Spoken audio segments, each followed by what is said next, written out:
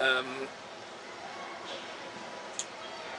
and he told Mary in the early morning of his memorable resurrection, "Touch me not, for I am not yet ascended to my Father."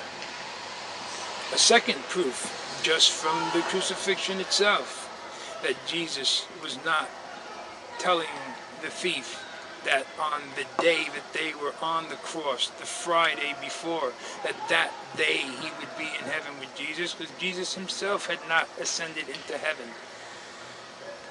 As a matter of fact, after Jesus resurrected, he was still walking the earth for, 40 days? So 40 days plus the 3 days that he had descended into hell, that makes a total of 43 days. Further proof that Jesus was not telling the thief that on that day, on Good Friday, the day that they were both on the cross, that he would be there. So I'm sorry if that doesn't sit well with you guys, but that is what it is.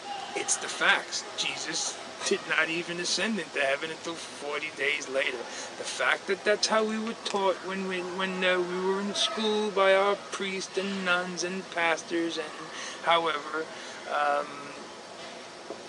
I'm sorry, but we were taught wrong. I'm not saying that they did it on purpose. Obviously, they were taught wrong.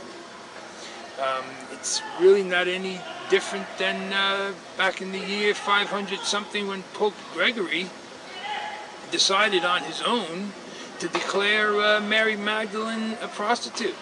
Nowhere in the Bible does it say Mary Magdalene was a prostitute. The word prostitute is not used. It's not used in the English version of the Bible. It's not used in the Greek version of the Bible. It's not used in the Hebrew versions of the Bible. And as proof of that, the Roman Catholic Church, the Pope himself, vacated that notion. He overturned back in, I'm not sure if it was 1970 something or 1990 something. I can easily find out. I have the information at home. As you can see, I'm in the park right now. I forget the year. But the Vatican overturned Pope Gregory's notion that Mary Magdalene was a prostitute. Okay, so Gregory was wrong. Why he said that, I have no idea. Maybe he didn't like women. But those are the facts. Nowhere in the Bible does it say that Mary Magdalene was a prostitute, and that's why it was overturned. So there are a lot of things that we've been incorrectly instructed on as kids, and as kids, we don't say, let me dig into my Bible and see if that's what it actually says, okay? When you're in the first grade, second grade, third grade, you have no clue about digging into your Bible to find out whether something is true or not. You're in religious instruction class, you're being taught something, and you take it for how it's being given to you, be it by your priest, or your parents, whoever. But now as adults, you do have that luxury of digging into your Bible and finding out what the Bible actually says, instead of relying on the same way we tell the Muslims that all they do is go into their mosque and listen to their, whatever their equivalent of priests are, and they don't look into their own Qurans and shit like that. Well, a lot of us don't look into our own Bible ourselves to find out what the truth is.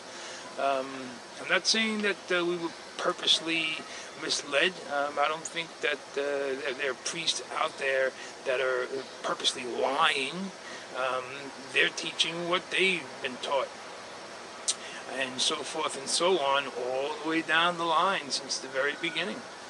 I'm sorry, but look into your Bible, read the passages yourself, just look into the Bible and learn it for yourself, and you'll see how we were taught things wrong. That's not going to sit well with people, but hey, I explained it to you. I showed you right there in the Bible where it says so. So for that person who I really did this for, who asked me to read the book, what was it, The Divine The Divine Revelations of Heaven.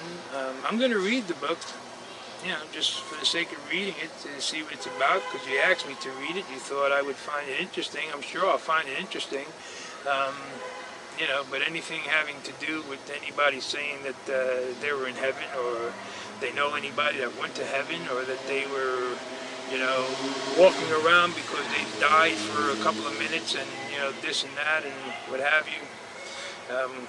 According to the Bible, it's not so. So I will read the book, and I'm sure I'll find it interesting. But just to let you know, I ordered stuff about 2 weeks ago, before you even mentioned that book, because I know things like this interest you. So when it comes, if I don't already have a copy of these things myself, I think a couple of them I do. The ones that I don't, I'm going to look through them first myself, and then I'll send them to you. By mail, I'll send them to you. And that's all I'll say about that. And maybe by me saying that, now you're not going to want me to say who you are. But that's okay. It's no biggie. So, that's it. That's what I wanted to tell you about that. They're not my views on whether anyone is in heaven or not. My views are coming from the Bible, from the words in the Bible. They're not my misguided interpretations of what anybody's telling me. It's what's in the Bible. Read the Bible and learn it for yourself. And that's all I got to say. So I will see you. I'm going to go home now and put this together. I might put a little background music to it. But that's it. So take care. Adios. Sayonara. Bye-bye.